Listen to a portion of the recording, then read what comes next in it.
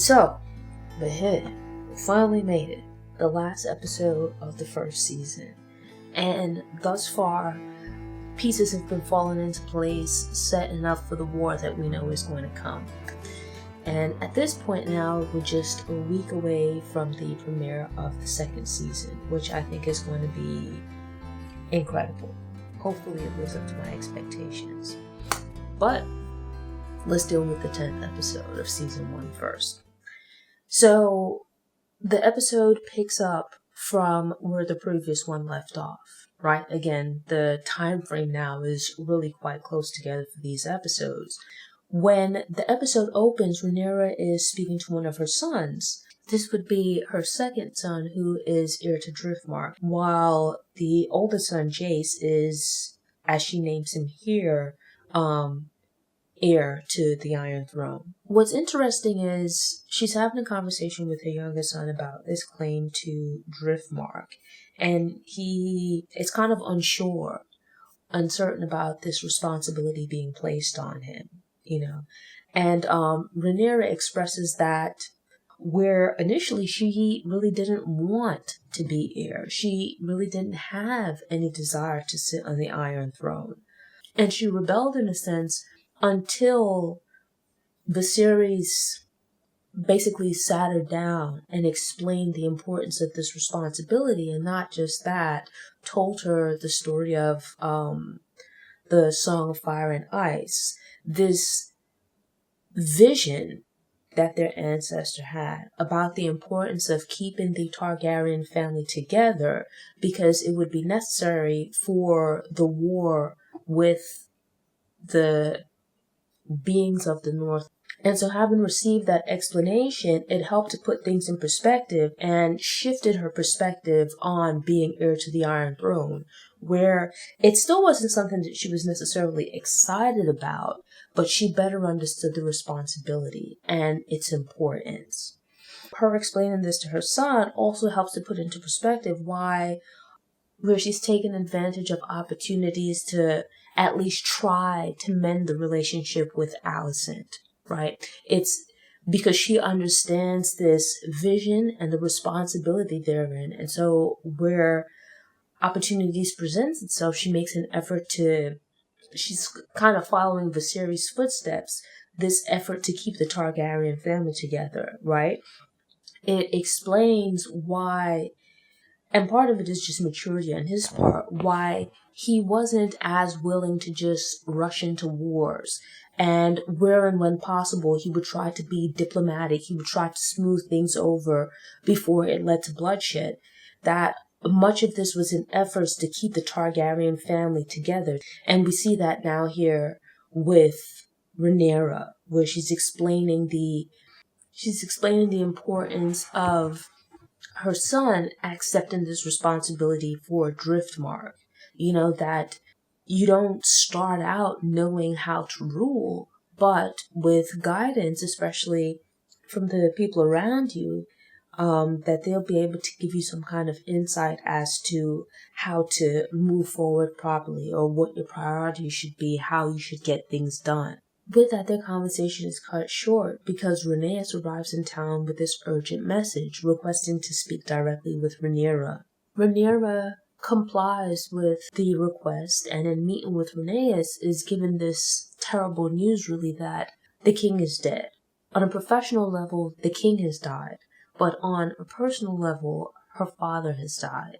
And so it's kind of continuing on from the previous episode where the line has now been drawn in the sand with Team Green on one side, Team Black on the other, and now it's a matter of where's everyone else going to fall? Where are the King's Gold Cloaks going to fall? Where are the other various houses going to fall? Who are they going to side with? Or if possible, might they just remain neutral?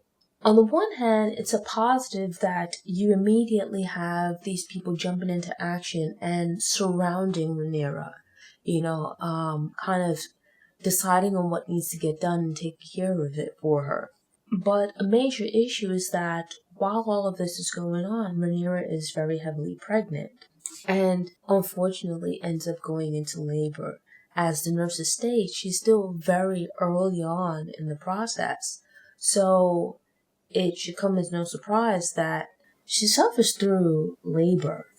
She has all of this stuff going on professionally, meaning her path towards the throne. Unfortunately, she struggles through delivering this child only for the baby to be born dead.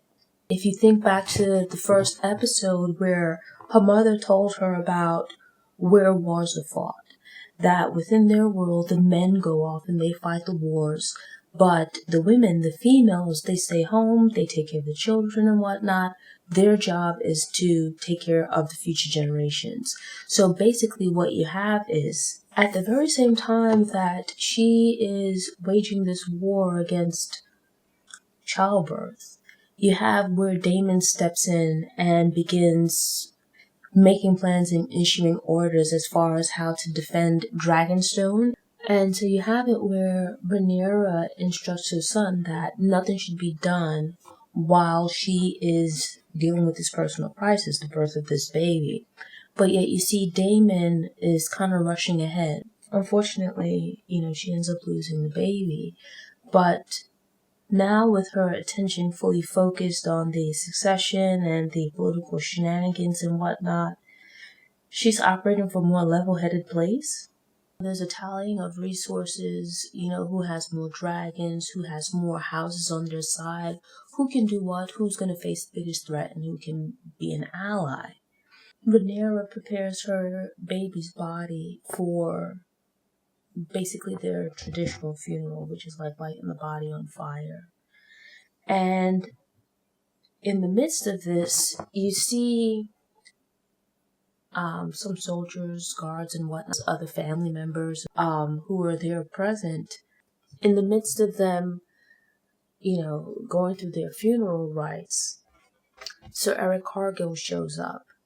And it's a little bit unclear what exactly he wants, right? Like, it would make sense for them to be suspicious of anyone who comes from King's Landing, because you don't really know who is loyal versus those who are not. But he kind of seals the deal by pulling out Viserys' crown. Apparently he's smuggled it out of King's Landing to come and present to Rhaenyra. Aegon II has been crowned in King's Landing. And so with that, he hands the crown over to Daemon. And Daemon in turn places the crown on Rhaenyra's head. Basically, at least within this group of people, legitimizing her claim. With her accepting this crown, preparations begin. And it's like, actually, from her, I like the way that they set it up with her getting the crown, right? Where you can see there's some apprehension on her part prior to. This is one of my favorite parts of the episode, where the first thing was, you saw like this wand thing sweeping over some candles. And I thought it was pretty cool where it's actually like a tray of candles and it's taken and placed under this flat surface, right? And you see like these little grooves and whatnot. But it's unclear, given the camera angle, just what exactly it is. That is until this apparatus of candles is placed underneath. And however it is that it happens, the light from it begins expanding. It's like you slowly see this light spreading underneath, and it turns out that this is like a map of the 7 kingdoms. And so Rhaenyra with her war council, right? Like, first off, you see it's actually pretty cool where like she's walking to go to the meeting. And it's like there's no one else in the hallway. She's flanked on both sides by a guard.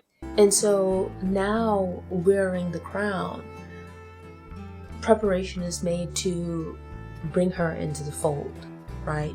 Or at least to be a greater part of figuring out this plan for dealing with the other houses. And so with that, they begin talking about, which houses they can count on to be loyal versus houses that might be a problem, that might side with the Greens. Thanks for tuning in.